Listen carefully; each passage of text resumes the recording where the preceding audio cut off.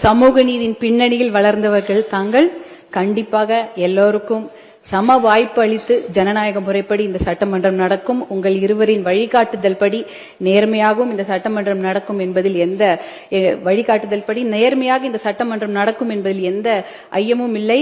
இந்த சட்டமன்றத்தில் பணியாற்றுவதற்கு எங்களுக்கு மிகுந்த பெருமையாகவும் அது எங்களுடைய பாக்கியமாகவும் வரமாகவும் நாங்கள் கருதுகின்றோம். மூதறிஞர் ராஜாஜி, ஓமந்தூர் ராமசாமி ரெட்டியார், கர்ம வீரர் காமராஜர், பேரறிஞர் அண்ணா, முத்தமிழ் அறிஞர் கலைஞர், புரட்சி தலைவர் எம்ஜிஆர் அவர்கள், புரட்சி தலைவி ஜெயலலிதா அம்மையார் அவர்கள் அலங்கரித்த இந்த பெருமைமிகு தமிழ்நாடு சட்டப்பேரவையில் 3 முறை சட்டமன்ற உறுப்பினராக பணியாற்றியவர் என்னுடைய தாய் வழி தாத்தா, திருத்தணியை மீட்ட தளபதி திரு கே விநாயகம் அவர்கள். திருத்தணி ஆந்திர பிரதேசத்துடன் சென்றபோது அதை போராடி மீட்டு கொடுத்த மொழி போராட்ட தியாகி அவர். 3 முறை இந்த சட்டமன்றத்தில் சட்டமன்ற உறுப்பினராக பணியாற்றி இருக்கிறார். அவரும் அன்றைய முதல்வர் பேரறிஞர் அண்ணா அவர்களுடனான சட்டமன்ற விவாதங்கள் வரலாற்று சிறப்பு மிக்கவை.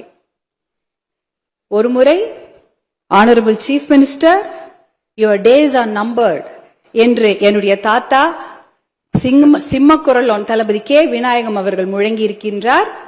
அந்த சமயம் அன்றைய முதலமைச்சர் பேரறிஞர் அண்ணா அவர்கள், honourable member, my steps R measured என்று அமைதியாக பதில் அளித்திருக்கின்றார்.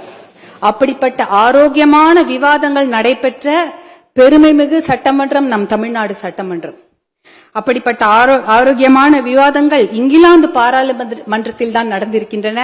அப்படிப்பட்ட ஆரோக்கியமான விவாதங்களும் அரசியல் நேர்மையும் நடந்த சட்டமன்றம் இது தமிழ்நாடு சட்டமன்றம். அப்படிப்பட்ட சட்டமன்றத்தில் எங்களுக்கு ஆக்கப்பூர்வமான விவாதங்களை முன்னெடுக்கவும், மக்கள் நலன் சார்ந்த விஷயங்களை பேசி நல்ல முடிவெடுக்கவும், பாட்டாளி மக்கள் கட்சியை சார்ந்த எங்களுக்கு அதிகமான நல்வாய்ப்புகளை வாரி வழங்குமாறு தங்களை தாழ்மையோடு கேட்டுக்கொள்கின்றோம்.